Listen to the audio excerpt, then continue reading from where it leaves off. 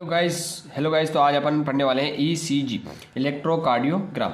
तो जो ईसीजी होता है is the graphical record of the electrical activity of the heart. जो हार्ट की जो इलेक्ट्रिकल एक्टिविटी है उसको जो ग्राफिकल जो उसका रिकॉर्ड होता है उसे ईसीजी कहा जाता है, यानी इलेक्ट्रोकार्डियोग्राम कहा है। कार्डियो यानी हार्ट होता है, तो हार्ट की अगर आप इलेक्ट्रिकल एक्टिविटी को रिकॉर्ड करना चाहते हैं तो आप किसी कर सकते हैं, ईसीजी से कर सकते हैं।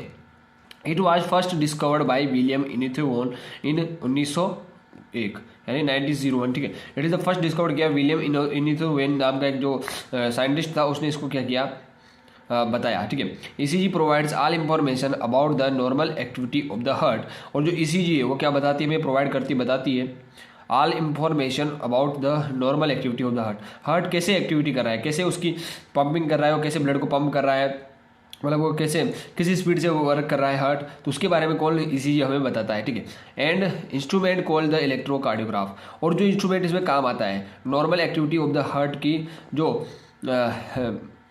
उसको बताने के लिए जो इंस्ट्रूमेंट काम आता है उसे इलेक्ट्रोकार्डियोग्राफ कहा जाता है। Amplifier signals and produce a record usually all a paper chart.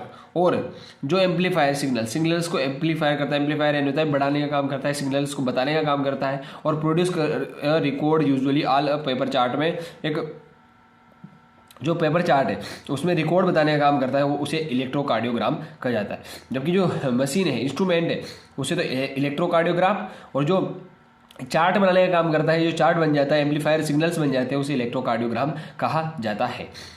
अब इसमें देखो नॉर्मल ईसीजी की बात करें अपन तो देखो इसमें एक तो पी वेव होती है, क्यू होती है, आर होती है, और एस और T, P Q R S T. ठीक है, इसमें ये वेव होती है। इसमें पी वेव की बात करेंगे अभी, देखें कि जो पी वेव होती है it is the first small upward यानी ऊपर की ओर जा रही। देखो ये ऊपर की ओर जा रही है, तो पहले जो फर्स्ट स्मॉल अपवार्ड होगी, ऊपर की ओर जाएगी। डिफ्लेक्शन ऑन ईसीजी, डिफ्लेक्शन का मतलब है नीचे का झुकाव, नीचे की ओर झुकाव हो जाए। देखो ये अपवार्ड जाएगा, फिर उसके बाद क्या हो जाएगा, नीचे आ जाएगा। ये ऊपर जा रहा है, पहले अपवार्ड हो रहा है, फिर डिफ्लेक्शन हो रहा है यानी नीचे आ रहा है। तो ये क्या है, पी वेव होती है, स्मॉल होती है, अपवार्ड यानी जो फर्स्ट वेव होती है वो कौन सी होती है, पी वेव होती है। और पी वेव क्या इंडिकेट करती है, आर्टेरियल डीपोलराइजेशन।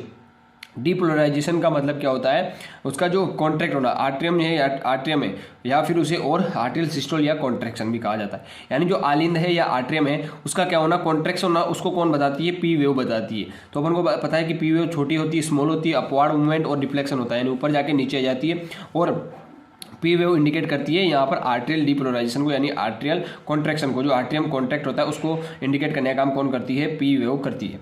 अगली बात करें, wave of contraction is present at the level of S A node और ए वी नोड। ठीक है, ऐसे यानी एवीएन यानी एस ए नोड और ए वी नोड। तो जो कॉन्ट्रैक्शन होता है इस वेव में, ये कॉन्ट्रैक्शन हो रहा है, अपवार्ड डिफ्लेक्शन हो रहा है, इसे कॉन्ट्रैक्शन ही कहेंगे, यानी आर्टेरियल में कॉन्ट्रैक्शन हो रहा है। तो ये जो present at the level of S A node और ए वी नोड के वहाँ पर प्रेजेंट होंगे ये कॉन्ट्रैक्शन, ये वहाँ का कॉन्ट्रैक्शन है। ठीक है, अब अगली बात करते हैं, अब बात करते हैं क्यू आर एस कॉम्प्लेक्स। इसे पूरे को क्यू आर एस कॉम्प्लेक्स कहा जाता है।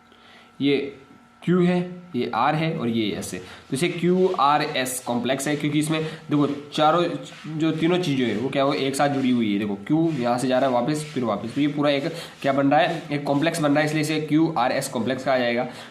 तो Q R S complex it is the second wave begins as a downward.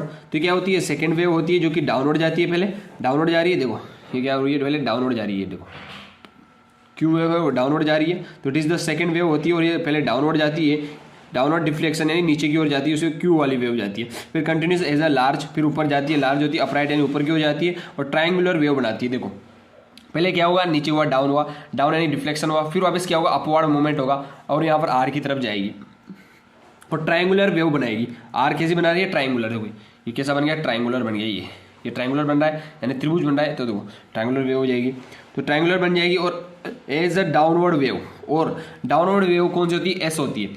तो आपको आपने बात की, पहले डाउनवर्ड हुआ यानी डिफ्लेक्शन हुआ क्यू, फिर वापस अपवर्ड हुआ यानी ऊपर की ओर गया आर, फिर वापस नीचे डाउनवर्ड हुआ तो हो गई एस। ठीक है, अब ये देखो the Q R S complex बन गया, इंडिकेट वेंट्रिकुलर डीपोलराइजेशन। अब आपने बात की कि पी वेव तो क्या बता रही है, आर्टेरियल डीपोलराइजेशन यानी आर्टेरियम जो कॉन्टैक्ट हो रहा है उसको बता रही है। अब क्यू आर एस कॉम्प्लेक्स क्या बताएगी, इंडिकेट करेगी वेंट्रिकुलर डीपोलराइजेशन, यानी वेंट्रिकल कैसे डीपोलराइज हो रहा है, कौन कैसे क्या हो रहा है, सिस्टोल हो रहा है या फिर कॉन्ट्रैक्ट हो रहा है, कॉन्ट्रैक्शन कैसे हो रहा है, किसमें, वेंट्रिकल में, तो वो कौन बताती है, क्यू आर एस कॉम्प्लेक्स।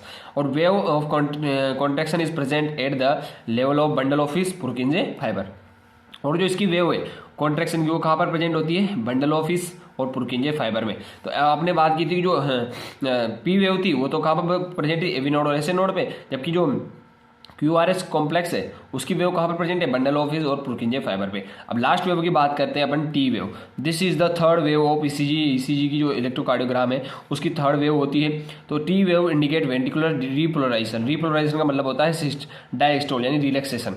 तो वेंटिकल्स में क्या हो जाना, रिलैक्स हो जाना, इसको कौन बताती है, टी वेव बताती है। तो this is the third wave of ECG electrocardiogram की, ये थर्ड वेव होती है और ये टी का मतलब थर्ड, ऐसे मान लो, ठीक है। टी वेव इंडिकेट करती है वेंटिकुलर रीपोलराइजेशन यानी वेंटिकुलर डायस्टोल और रिलैक्सेशन यानी वेंटिकुलर कैसे रिलैक्स हो रहा है उसको कौन बताती है, टी वेव बताती है।